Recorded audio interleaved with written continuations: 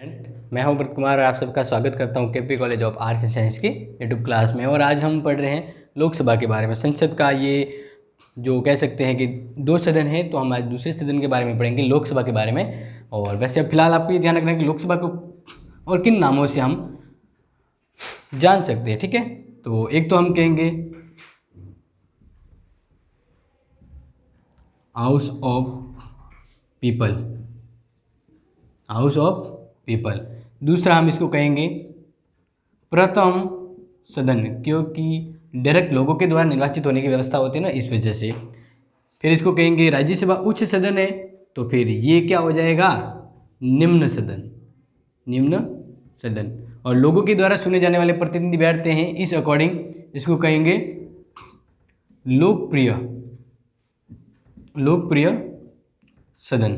समझ में आ रहा है ना, लोकप्रिय सदन।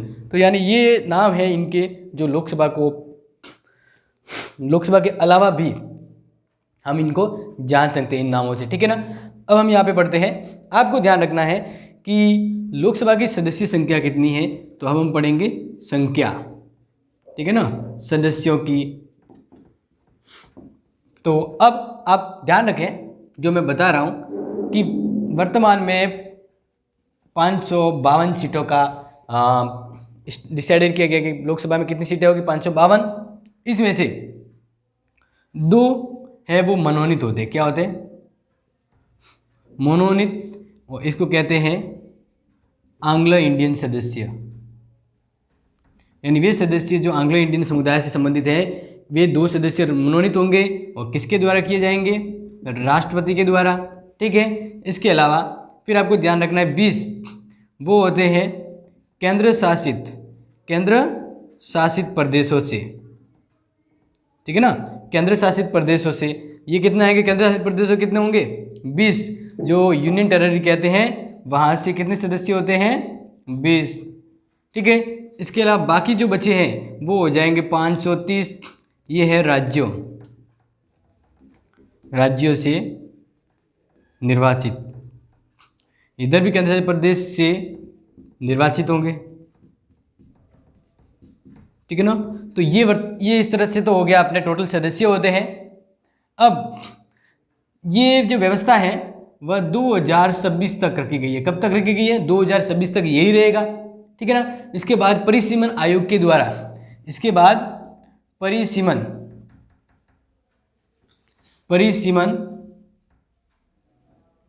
आयोग जनसंख्या के आधार पर, जनसंख्या गणना होगी, उसके आधार पर किसी भी राज्य की संख्या, सीटों की संख्या में फेरबदल ये कर सकता है संसद के कहने पर, ठीक है ना।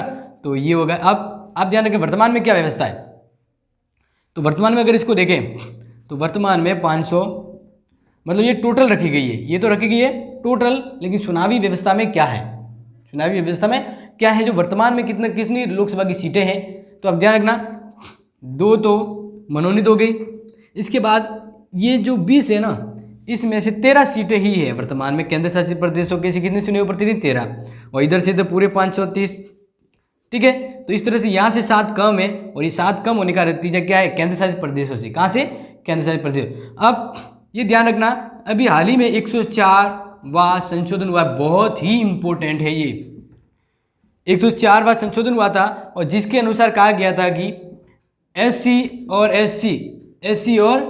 एसटी इनके लिए लोकसभा में सीटों का आरक्षण था, लोकसभा में सीटों का आरक्षण, ठीक है ना। और ये एससी एसटी के लोकसभा में सीटों का आरक्षण है वो 25 जनवरी 2020 को क्या हो रहा था, समाप्त हो रहा था, ठीक है ना, आरक्षण था। लेकिन 104वां संशोधन किया गया। इस संशोधन के बाद अब इसमें परिवर्तन कर दिया, और अब रखा गया 2023, यानी अब है वो 10 साल और प्लस कर दिए, 10 साल इसको आरक्षण और दिया जाएगा, 10 साल और आरक्षण मिलेगा। समझ में आ गया ये वाला चीज जो बता रहा हूँ। इसके अलावा एक और व्यवस्था की गई इसमें कि ये 2 जो सदस्य हैं, जो हम बात करें एंग्लो इंडियन, ये 2 सदस्य, ठीक है ना, ये 2 सदस्य क्या है, राष्ट्रपति द्वारा मनोनीत है। यानी एक तरह से ये भी आरक्षण है किनको, एंग्लो इंडियन समुदाय को। तो ये 2 जो मनोनीत थे, क्या थे, मनोनीत, इनका आरक्षण क्या कर दिया आप, कैंसल।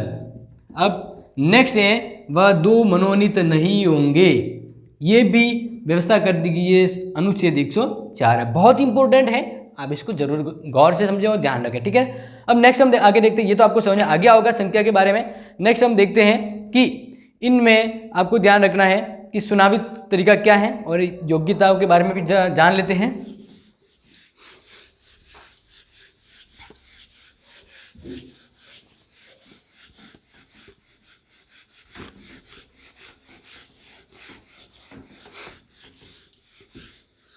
तो देखें,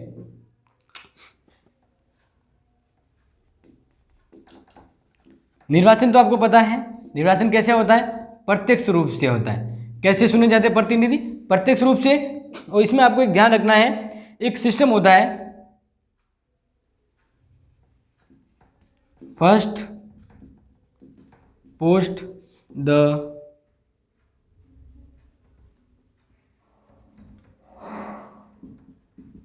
पास सिस्टम, ये एक सिस्टम है जिसके द्वारा क्या होता है आपको बता दूं, जिसके मतलब हिंदी मीन्स होता है ज़्यादा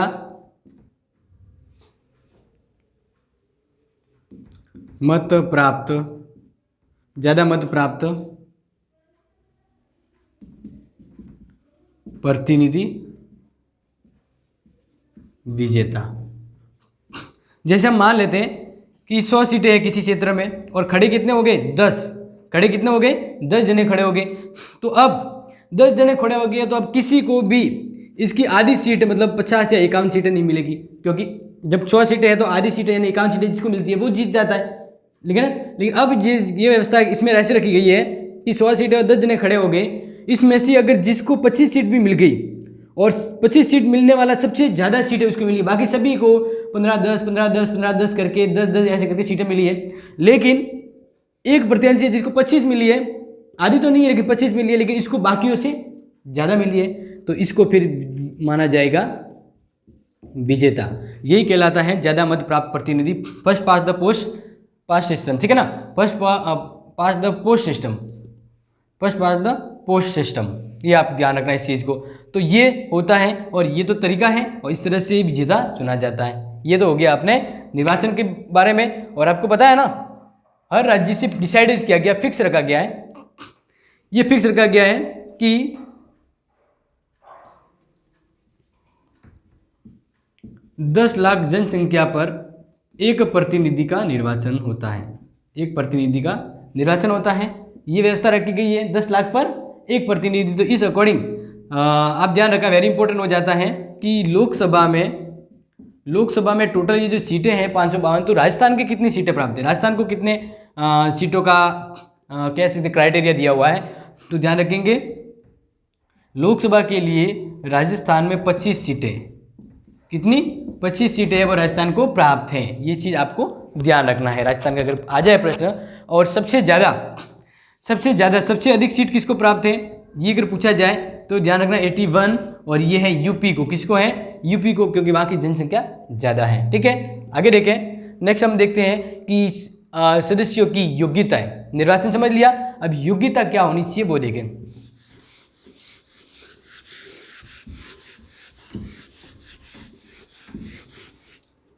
तो योग्यताओं के बारे में आप जान लें कि लोकसभा सदस्य बनना है तो योग्यता क्या होनी चाहिए, ठीक है ना। योग्यताओं के बारे में आप जानेंगे कि योग्यता क्या होनी चाहिए, ये बहुत इंपॉर्टेंट है। सबसे कॉमन तो क्या होता है कि वो भारत का क्या हो, नागरिक हो, भारत नागरिक या कहीं भारत का नागरिक होना चाहिए। दूसरा जो सबसे इम्पोर्टेंट इस योग्यताओं में होता है, क्योंकि वैसे संसद में तो सामान्य योग्यता होती है कि वो भारत का नागरिक होना चाहिए, किसी भी लाभ के पद पर नहीं होना चाहिए, पागल, दिवालिया या किसी भी तरह की ऐसे आपराधिक गतिविधियों में लिप्त नहीं होना चाहिए, ठीक है ना। और एक और होता है कि कोई ऐसी संस्था जिसमें गवर्नमेंट का इच्छा 25 से ज़्यादा है तो उसका वो सदस्य नहीं होना चाहिए। तो ये तो हो गया। अदरवाइज सबसे इम्पोर्टेंट ये होता है कि लोकसभा का अगर सदस्य बनना है तो इसकी उम्र 25 वर्ष होनी चाहिए। आयु कितनी होनी चाहिए, आयु 25 वर्ष, आयु कितनी हो, आयु जो वर्षों में होनी चाहिए 25 वर्ष या उससे ज़्यादा होनी चाहिए। तो ये महत्वपूर्ण योग्यता होगी, क्योंकि राज्यसभा के लिए कितनी है 30 और राष्ट्रपति के लिए 35 है। तो ये आप ध्यान रखें इस चीज़ को। फिर है लाभ पद प्राप्त नहीं होना चाहिए, किसी भी लाभ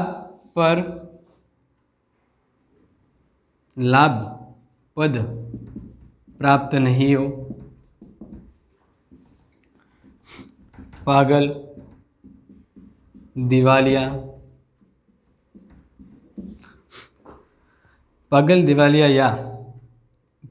नहीं होना चाहिए, और समय पर निर्धारित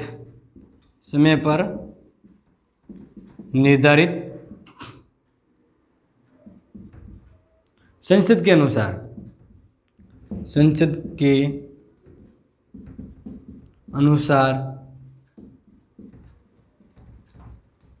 योग्यता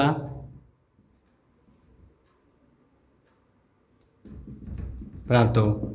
यानी संसद कुछ समय पर कुछ व्यवस्थाएं खुद निर्धारित करती है, उन व्यवस्थाओं के अकॉर्डिंग वह उसके योग्य है तो वह संसद के अंतर्गत लोकसभा का सदस्य बन सकता है। ये तो आपको समझ में आ गया, ठीक है। ये वेरी इंपॉर्टेंट था।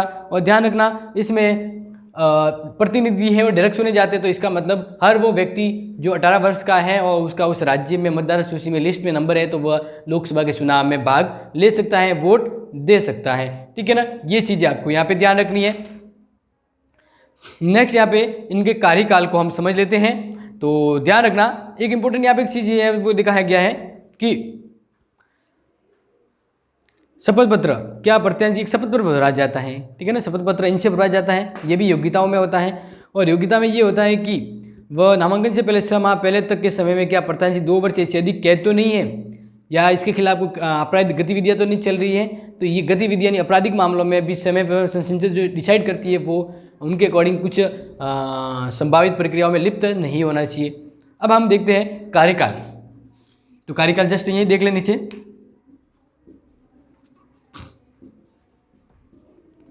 तो लोकसभा का कार्यकाल कितना होता है 5 वर्ष। लोकसभा का कार्यकाल कितना होता है 5 वर्ष होता है, ध्यान रखना है। और दूसरा क्या है कि प्रधानमंत्री की सलाह पर राष्ट्रपति लोकसभा को समय से पहले भी भंग कर सकता है। समझ में आ रहा है ना। प्रधानमंत्री की सलाह पर राष्ट्रपति लोकसभा को समय से पहले भी भंग कर सकता है। तो इसलिए ये एक स्थायी सदन नहीं कहते। 5 वर्ष तो होता है, हर 5 साल बाद ये वापिस भंग तो होती है, लेकिन बीच में भी ऐसा हो सकता है। तो आपको ध्यान रखना है ऐसा बहुत बार हो चुका है और लगभग 2004 तक हम देखें, ठीक है ना। देश जब बना यानी देश की जो व्यवस्थाओं को देखें हम, लोकसभा जब से बनी तब से लेकर यानी 1976 में भी भंग हुई थी पहली बार, फर्स्ट बार, और लास्ट जो हुई है 2004 में भी लोकसभा भंग हो गई थी। तो इस तरह से हम देखें तो लोकसभा समय से पहले 9 बार भंग हुई है। कितनी बार 9 बार भंग हो चुकी है, ये आपको ध्यान रखना। पहली बार 1976 में हुई थी, ठीक है ना। और इसके बाद ऐसा कार्यक्रम चलता रहा और 2004 अंतिम है जिसमें भी लोकसभा भंग हुई थी और ये ऐसा 9 बार हो चुका है। दूसरा आप ध्यान रखें कि जब कभी देश पर आपातकाल लगा हो यानी संकट काल में ध्यान रखेंगे, संकट काल में लोकसभा का कार्यकाल 1 वर्ष में एक बार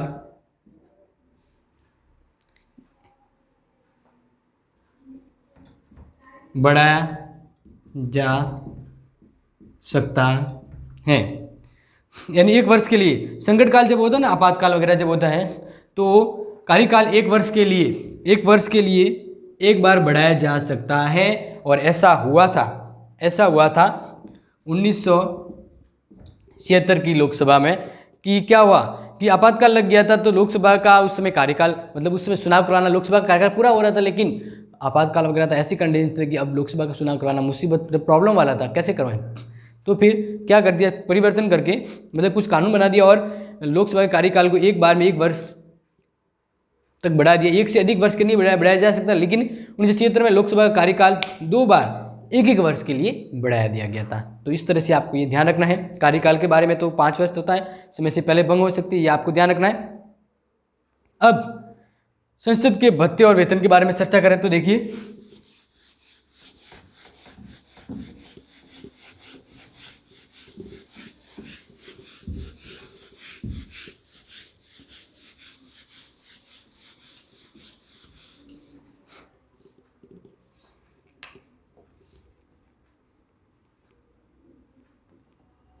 संसद के सदस्यों के वेतन भत्ते, ठीक है ना, तो ध्यान रखना है इसके बारे में।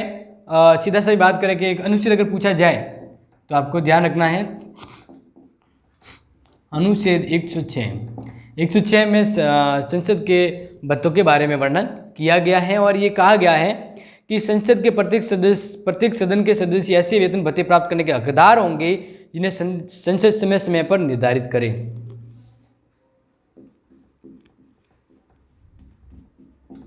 संसद द्वारा निर्धारित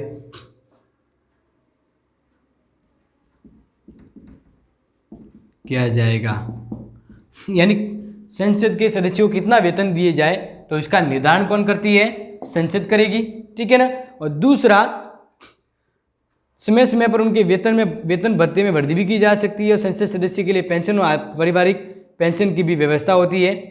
और ये ध्यान रखना, इनको संसद के सदस्यों को वेतन भत्ते संसद निधि से दिए जाते हैं,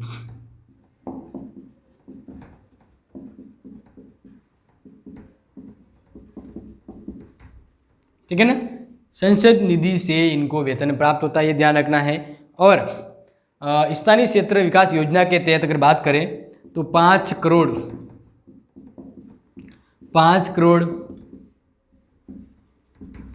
स्थानीय निधि विकास योजना के तहत, पहले 1 करोड़ था लेकिन अब 5 करोड़ कर दिया गया है कि जो भी सांसद है वो उनके संसदीय क्षेत्र में विकास करवा सकता है, 5 करोड़ तक का वो विकास करवा सकता है, यानी ये उनके सांसद निधि से उनको वेतन दिया, मतलब 5 करोड़ दिया जाएगा उनके क्षेत्र में विकास के लिए। हर सांसद को ये व्यवस्था रहती है 5 करोड़ की, ये आपको ध्यान रखना है, ये भी इनकी व्यवस्था की कर दी गई है। अब इनकी बात करें, पदाधिकारी कौन होते हैं लोकसभा में, ठीक है, तो ये बहुत इंपॉर्टेंट है। लोकसभा के पदाधिकारी, तो ध्यान रखना लोकसभा के पदाधिकारी कौन होते हैं, तो एक तो होता है अध्यक्ष, कौन होता है, अध्यक्ष, और एक होता है उपाध्यक्ष। अध्यक्ष है लोकसभा के सदस्यों में से चयनित होता है, ये आप ध्यान रखना है।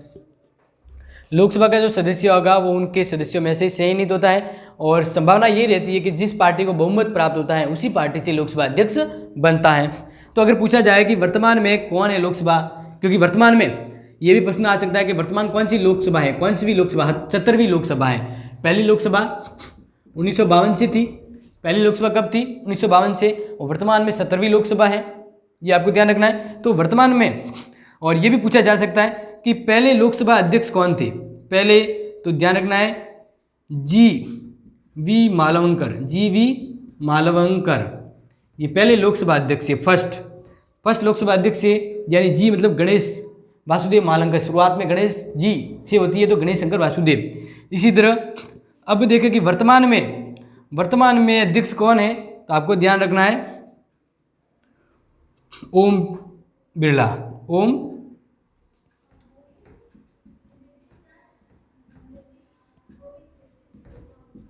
ओम बिरला वर्तमान में लोकसभा के अध्यक्ष हैं। ये चीज़ आपको गौर से समझनी है, ध्यान रखनी है। अब फिर होते हैं उपाध्यक्ष। उपाध्यक्ष का चुनाव भी उनके लोकसभा के सदस्यों में से ही ज़्यादातर होता है। ये आप चीज़ को गौर से ध्यान रखना है। अब कार्यों के बारे में चर्चा करें तो ध्यान रखना है कि इनकी जो व्यवस्था की गई लोकसभा अध्यक्ष और एक उपाध्यक्ष होगा, तो ये कौन से अनुच्छेद के तहत की गई है। तो ये पदाधिकारियों की जब बात करें तो आपको ध्यान रखना है, पदाधिकारियों के बारे में जब भी आए तो अनुच्छेद 93 के द्वारा, अनुच्छेद 93 के द्वारा लोकसभा के 2 पदाधिकारी जो होंगे उसकी कार्यवाही को संचालन करने में योगदान देंगे। अनुच्छेद 93 से लोकसभा और मतलब लोकसभा में अध्यक्ष और उपाध्यक्ष होगा, ठीक है। फिर ध्यान रखना है कि जब इनके कार्य क्या है इनके बारे में थोड़ा अपने विचार विमर्श कर लें।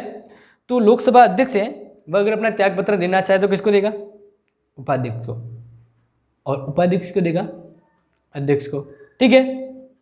इसके अलावा इनके कार्यों की अगर चर्चा करें तो पहला हम यहाँ पे पॉइंट ऑफ व्यू देखें।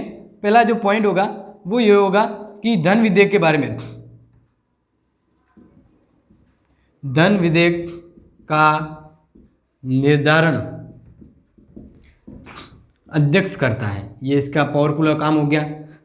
दूसरा जो पॉइंट है वो है कि जो लोकसभा और राज्यसभा की संयुक्त बैठक होती है ना, उस संयुक्त अधिवेशन की बैठक है, बैठक की अध्यक्षता, जैसे कोई प्रस्ताव था उसमें मतभेद हो गया तो राष्ट्रपति 2 सदनों की दोनों की संयुक्त बैठक बुलाता है, तो उस बैठक की अध्यक्षता कौन करता है, लोकसभा अध्यक्ष करेगा।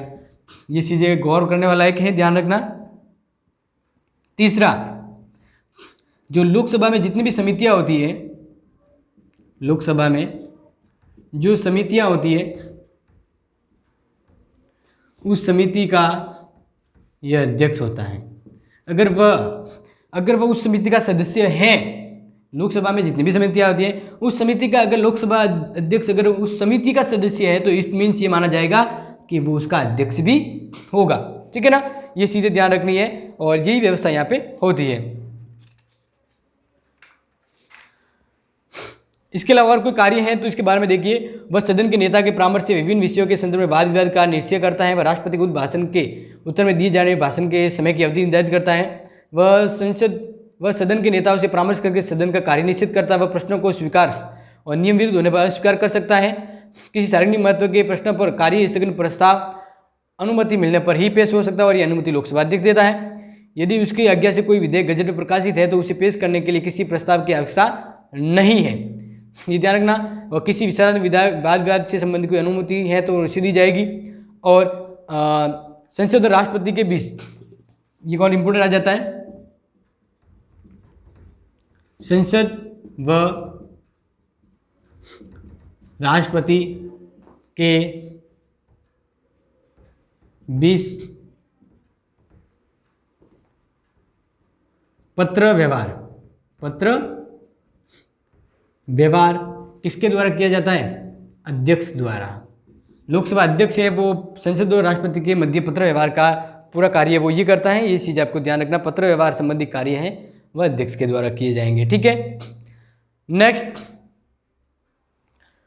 ध्यान रखना स्पीकर की निष्पक्षता की व्यवस्था के बारे में। अब देखो स्पीकर क्या है, ये प्रश्न आ सकता है, तो ध्यान रखना लोकसभा अध्यक्ष को ही स्पीकर कहते हैं, ठीक है ना। लोकसभा अध्यक्ष को क्या कहेंगे, स्पीकर कहते हैं। ये चीज़ आपको और अच्छी ध्यान रखनी है। नेक्स्ट जो इंपॉर्टेंट रह जाता है वो हम यहाँ पे देखें कि भारत में अध्यक्ष की स्थिति अमेरिका और इंग्लैंड के अध्यक्षों के बीच की है। यानी भारत का जो अध्यक्ष है लोकसभा का वह न तो अमेरिका की तरह है न ब्रिटेन की, दोनों का तालमेल मिला के जो व्यवस्था होती है ऐसी भूमिका हमारे लोकसभा अध्यक्ष की होती है। और स्पीकर का वेतन और भत्ते संसद निधि से दिए जाते हैं।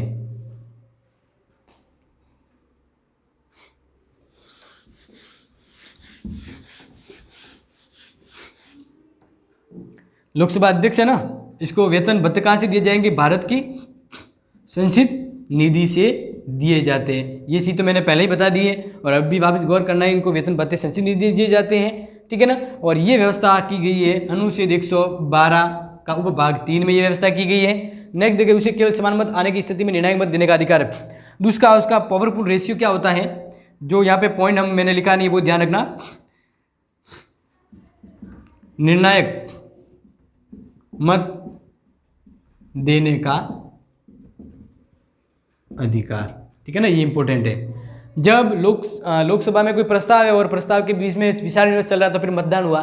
मतदान में लोकसभा में दो पक्ष और विपक्ष जो थे, किसी भी प्रस्ताव के पक्ष और विपक्ष दो पक्ष होते हैं, तो उस प्रस्ताव के लिए उस प्रस्ताव के पक्ष में 50 वोट और विपक्ष में 50% हो गया, तब लोकसभा अध्यक्ष है वो निर्णायक मत देता है। क्या देता है? निर्णायक मत। बराबरी जब आती है किसी भी प्रस्ताव पर तो लोकसभा अध्यक्ष है वह निर्णायक मत देगा। बोले इसके पास देगा तो ये इस तरह से पास हो जाएगा, या इसके पक्ष में मत देगा तो ये पास हो जाता है। तो लोकसभा अध्यक्ष निर्णायक मत देने का ही अधिकारी, अदरवाइज उसे मत देने का अधिकार नहीं है।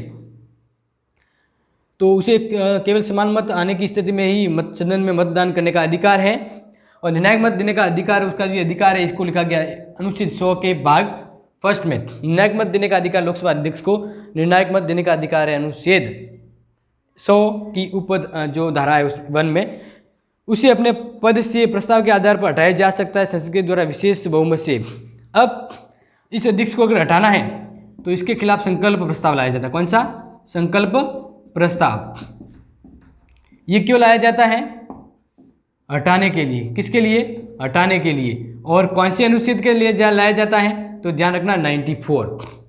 लोकसभा अध्यक्ष को हटाने के लिए लोकसभा के अंदर कौन सा प्रस्ताव लाया जाएगा? संकल्प प्रस्ताव। इससे उसको हटाने की प्रक्रिया होती है, पास हो जाए, ठीक है ना, तो वो हट जाता है। और इसका वर्णन अनुच्छेद 94 में किया गया है, ये ध्यान रखना। लेकिन ऐसा प्रस्ताव लाने से 14 दिन पूर्व सूचित किया जाएगा। लोकसभा अध्यक्ष को सूचना दी जाएगी भाई कि आपके खिलाफ प्रस्ताव है वो लाया जा रहा है। ठीक है, ये चीज़ें आपको गौर से समझनी है, ध्यान रखनी है।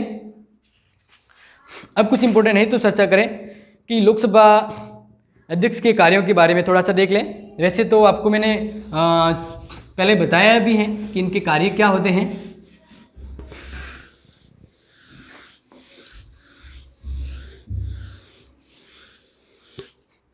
इनको कार्यों की चर्चा करते देखिए।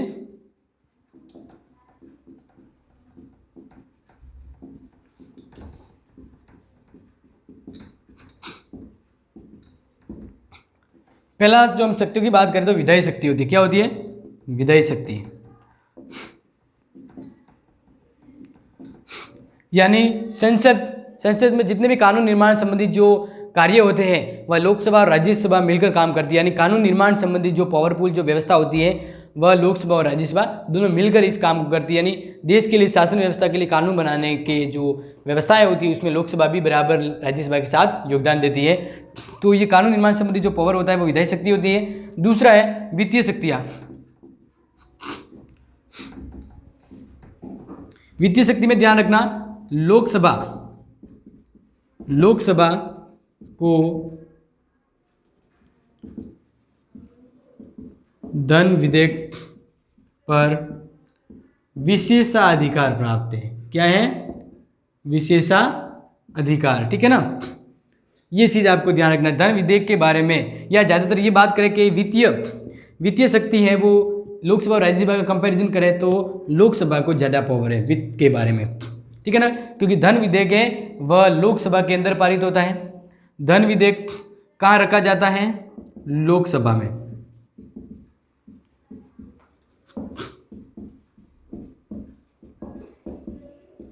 ये ध्यान रखना, धन विधेयक को लोकसभा में ही प्रस्तुत किया जाता है। अब आप ये अगर गौर से समझना चाहे कि विधेयक कितने प्रकार के होते हैं, कितने विधेयक होते हैं, तो इसके लिए आप ध्यान रखें मेरा ही एक पर्सनल चैनल है, ठीक है ना, जिस पर आप जाके me and my YouTube class ये चैनल है, हैशटैग करके सर्च करेंगे तो आ जाएगा। और इस चैनल पे अपने जो कंपटीशन के लिए तैयारी के लिए क्या क्या इंपॉर्टेंट जो एग्जाम में आ सकते हैं क्वेश्चन आंसर, वो यानी जी के जो पॉलिटिकल से संबंधित ज़्यादातर हैं वो उस पर चर्चा की जाती है डीपली। तो आप यहाँ जरूर जाएं और इस चीज़ को यहाँ पे जाके इस वीडियो को जरूर देखें और सब्सक्राइब कर लें, क्योंकि यहाँ पे इम्पोर्टेंट है वो एग्जाम के लिए है, मतलब कंपटीशन की तैयारी के लिए है और कॉलेज के लिए है तो ये बेटर है ही, और वो भी कॉलेज के लिए पर्पज से भी है क्योंकि इंपॉर्टेंट उसमें भी है। तो इस चीज़ को आप गौर से ध्यान रखें। आगे देखें तो ये धन विधेयक को लोकसभा में प्रस्तुत किया जाता है और राज्यसभा को सिर्फ विलंबकारी 14 दिन का पावर होता है। 14 दिन धन विधेयक को रोक सकते, अदरवाइज वह पास हो जाता है। तो इसलिए वित्त विधेयक यानी वित्तीय शक्ति लोकसभा को ज़्यादा है। तीसरी बात करें कार्यपालिका पर नियंत्रण, कार्यपालिका पर नियंत्रण, ठीक है ना। तो नियंत्रण का बिल्कुल नियंत्रण होता है, क्योंकि कार्यपालिका यानी मंत्रिपरिषद, प्रधानमंत्री और मंत्रिपरिषद होती है, उस पर नियंत्रण है वह लोकसभा के द्वारा किया जाता है। जैसे आपको मैंने पहले भी बताया था नियंत्रण के व्यवहार के तौर पे हम देखें तो समय समय पर काम रोको प्रस्ताव, प्रश्नकाल और इसके विरोध में अलग अलग प्रस्ताव जो लाए जाते हैं जिससे उसके कार्य संबंधी जो व्यवस्था है उस पर यानी संसद पर नियंत्रण रखा जाता है। और दूसरा जो मंत्रिपरिषद होती है ना, मंत्रिपरिषद वह लोकसभा के प्रति उत्तरदायी होती है। किसके प्रति उत्तरदायी होगी? लोकसभा के प्रति। मंत्रिपरिषद किसके प्रति उत्तरदायी होती है? लोकसभा के प्रति। तो ये इसका यानी इस तरह से कार्यपालिका पर नियंत्रण रखती है। दूसरा ध्यान रखें संविधान संशोधन विधेयक, संविधान संशोधन की